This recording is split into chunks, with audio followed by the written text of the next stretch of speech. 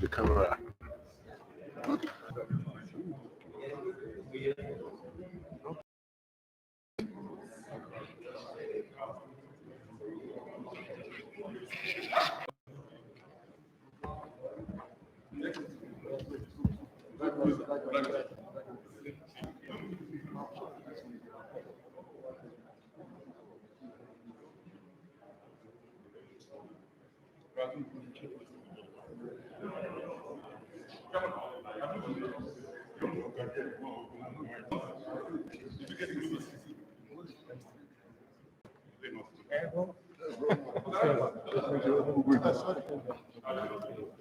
It's okay now.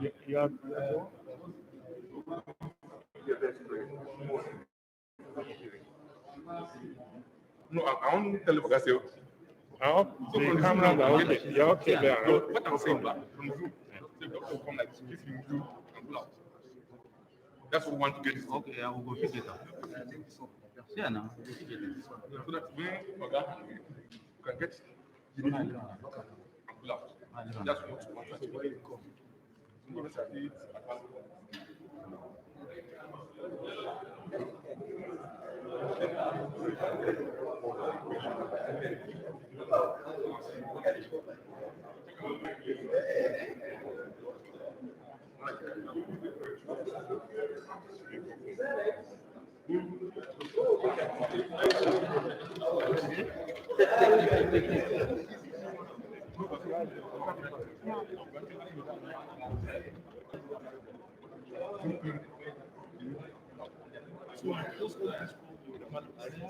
when you can get the and pull out. That's what we want to do.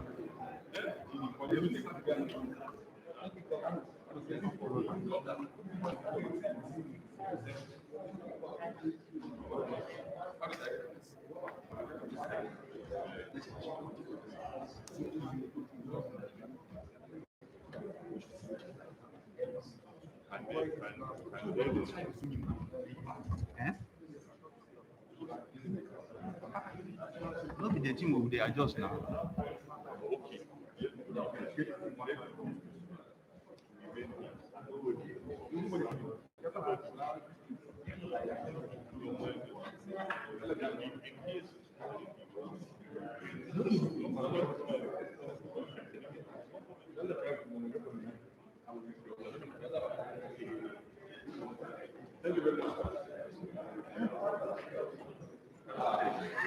Batu, tell us. My mic, now move.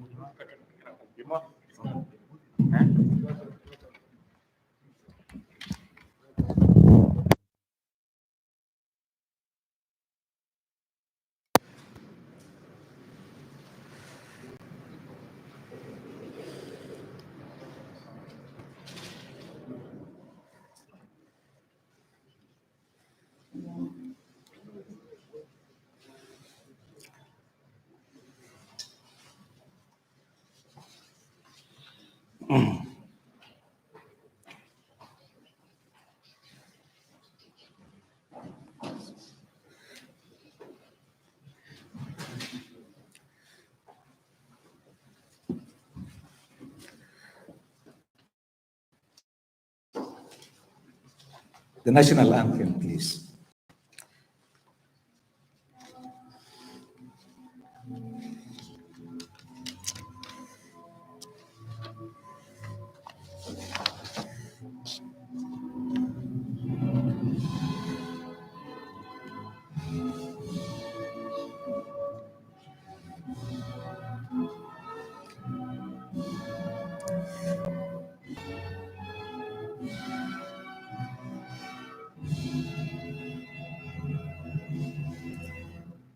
Thank you.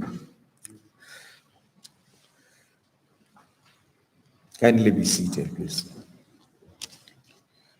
Your Excellency, President and Commander-in-Chief, Your Excellency, the Vice President, the Chairman, Presidential Task Force on COVID-19, and Secretary to the Government of the Federation, the Chief of Staff to the President, the Honorable Minister of Health, and other honorable ministers here present, senior government officials, distinguished ladies and gentlemen. Your Excellency, Mr. President,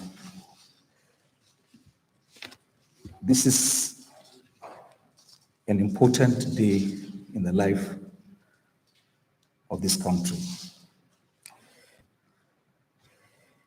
It is important in history, and it didn't just fall into place. It happened because a few people on this continent, and that includes, without being immodest, Your Excellency, rose to fight a big fight on the global stage. You said no to global vaccine nationalism. You fought for vaccine democracy. Not long ago, a leader of a European nation was asked this question: when are you going to release vaccines to developing countries? He said, when we finish vaccinating our people, we will pass on the remainder to them. Mr. President, you faced the world with a few of your compatriots on the African continent and said, this must not happen. You went to the United Nations, you spoke to the United Nations, you said there must be vaccine democracy. At the African Union, ECOWAS, for which you are the champion for vaccine, for COVID, for the fight against COVID, and in all of your national broadcasts, you have never failed to call attention to the need that these vaccines be taken around and be made accessible to countries rich and poor. Today, therefore, Mr. President, we have this important program of the public vaccination of your own self and His Excellency, the Vice President. And to kick off the program,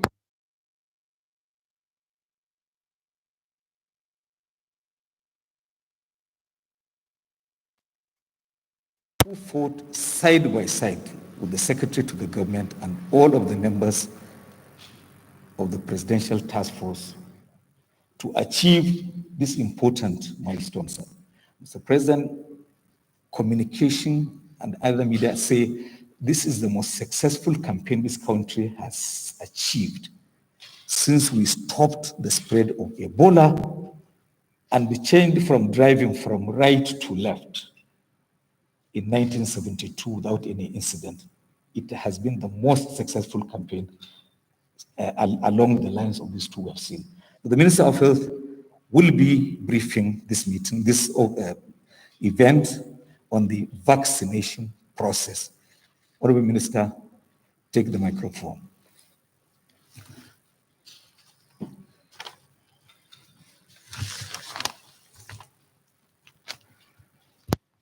Your Excellency the President, Your Excellency the Vice President, the Chief of Staff to the President, the Secretary to the Government of the Federation, and Chairman of the Presidential Task Force on COVID-19.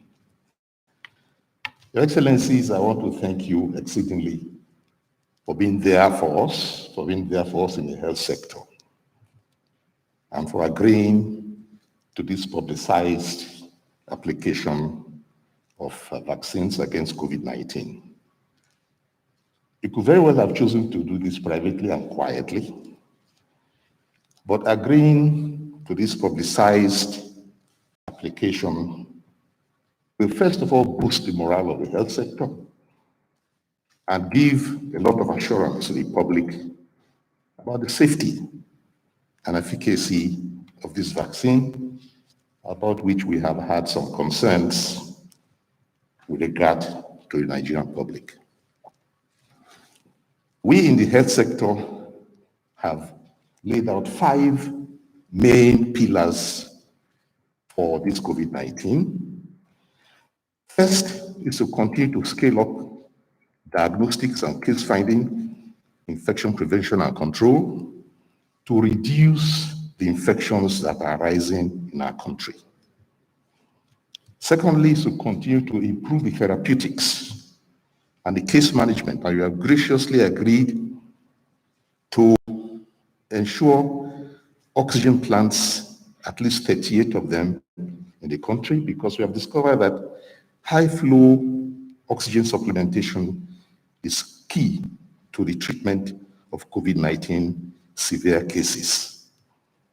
We have also made it a point to continue, and that is the third one, to continue to sustain essential and even routine medical services so we do not lose on the side of this area and begin to see more fatalities coming even from non-COVID cases due to fear of COVID or too much focus on COVID. We tend to continue to press on our routine medical services.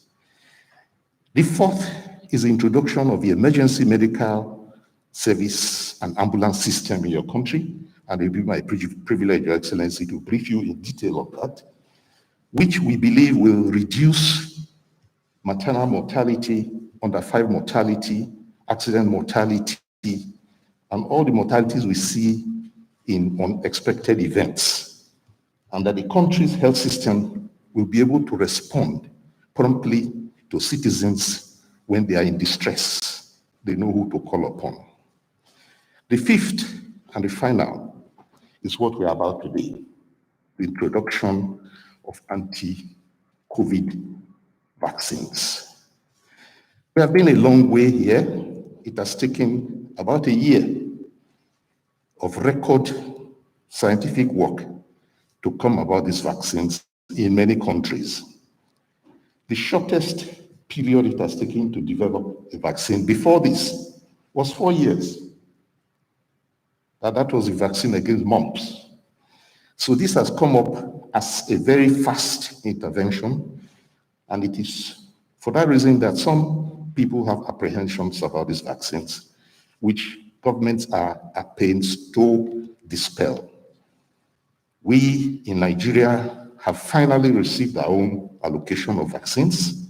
The first to come in is the AstraZeneca, which is very well known, developed in the UK. AstraZeneca is a company that is both British and Swedish, and it is now produced under license in several countries. The batch we are getting is from the Serum Institute of India, which is the largest vaccine production site in the world. Your Excellency, this vaccine is safe. It has been administered to millions of persons, and it is also well sought after. Just a day or two ago, we've heard reports of a diplomatic squabble between Italy and Australia over AstraZeneca vaccines and where they should go to first. There's still vaccine nationalism. There's still hoarding going on, and we do hope that itself is simple. We're using a narrow gauge syringe, which is suitable for vaccines in the country. It is about all we need to know. The after effects, as we know so far, are mild. There can be a small pain at the area where it was injected. There can be, but not necessarily so, in a small percentage of the cases, a little bit of perhaps discomfort that follows. But on the whole, there is no untoward adverse effect that's associated with this vaccine, and it has been certified safe and usable by the NAFDAC, National Agency for Food and Drug Administration and Control. So it has gone through all the tests. It's been used in various countries, and it has been certified by the authorities of the state. Your Excellency, thank you for listening.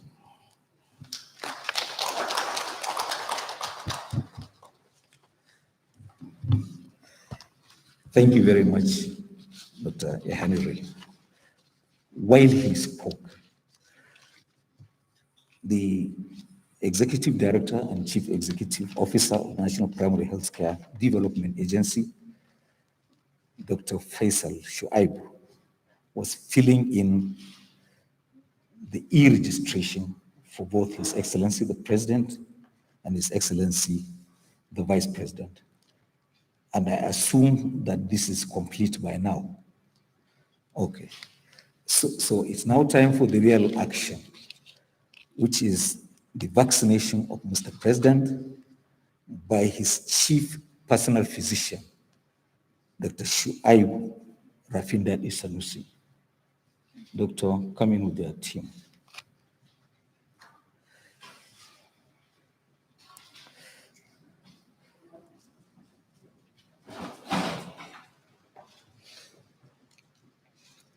They did a good job of keeping the president and all of us here safe. They set the rules, and for which they have been very unpopular with most people here. But we are happy that we're alive, we're here to see the day.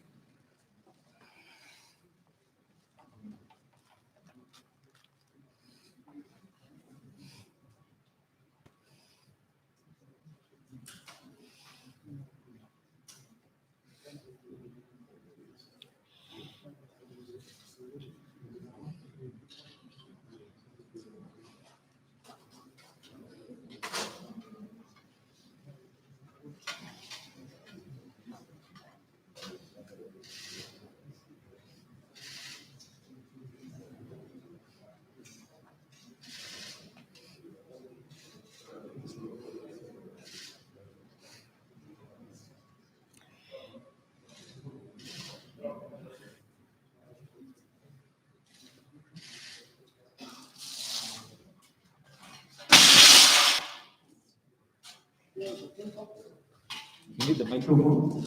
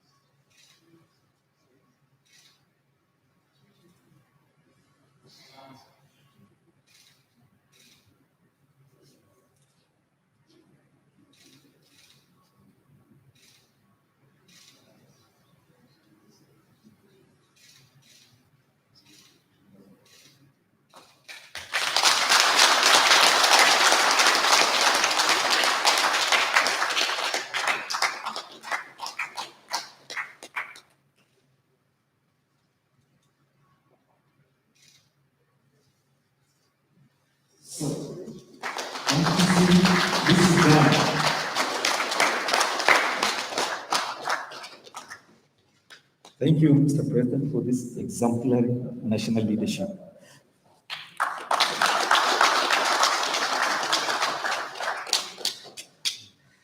Now this done, it's time for His Excellency the Vice President to take his job.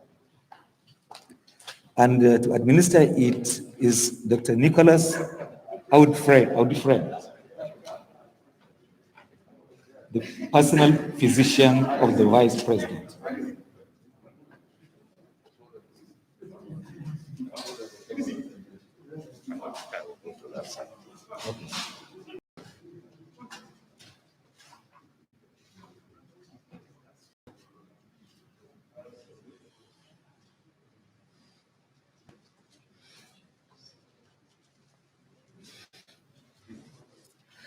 Yeah.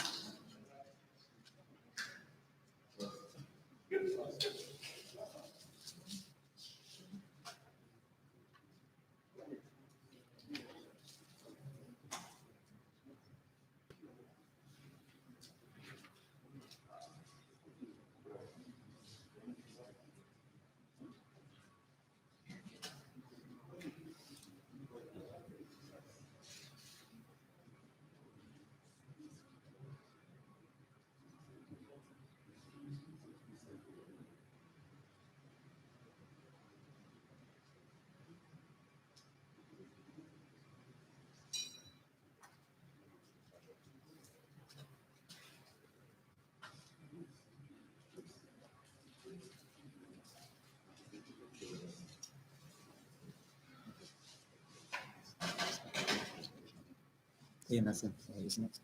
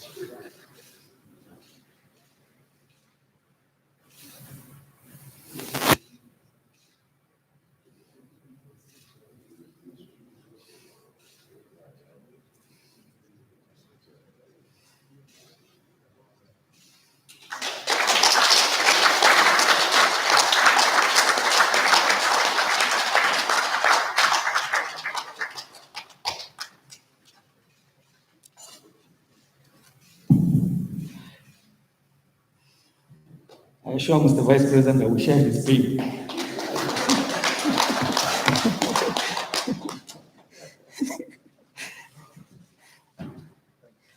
Now, this done, and thank you for the national exam, Mr. Vice President. It is time for Dr. Faisal to present the vaccine cards. They call it e-vaccination card to certify that they've been duly vaccinated. And watch this, it's already becoming a requirement for international travel.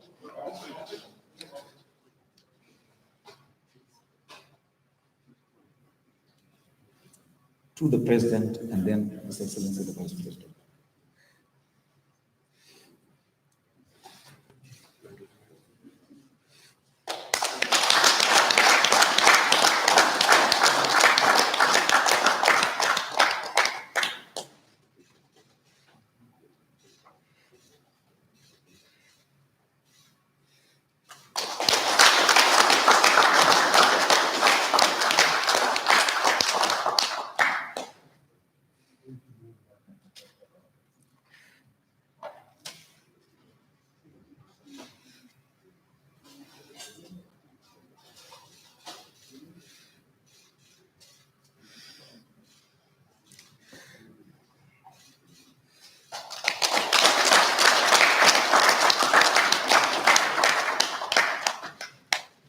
Thank you very much, Dr. Faisal.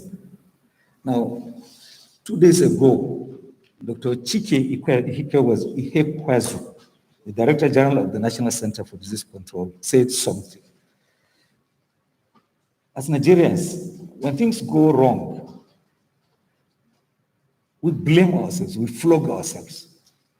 And when things are rightly done, we say, oh, thank God, which is a good thing.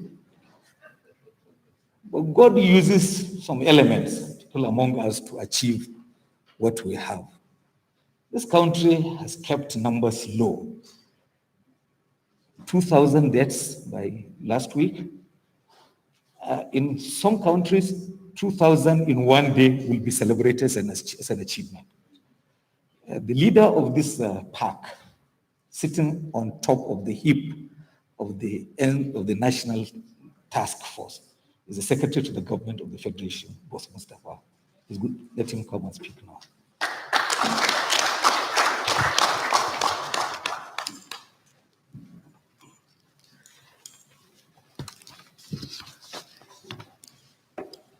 Your Excellency, Mr. President, Your Excellency, the Vice President, the Chief of Staff to the President, honorable ministers here present, permanent secretaries, members of the Presidential Task Force, distinguished ladies and gentlemen of the press. Mr. President, today is a memorable day in the life of our country.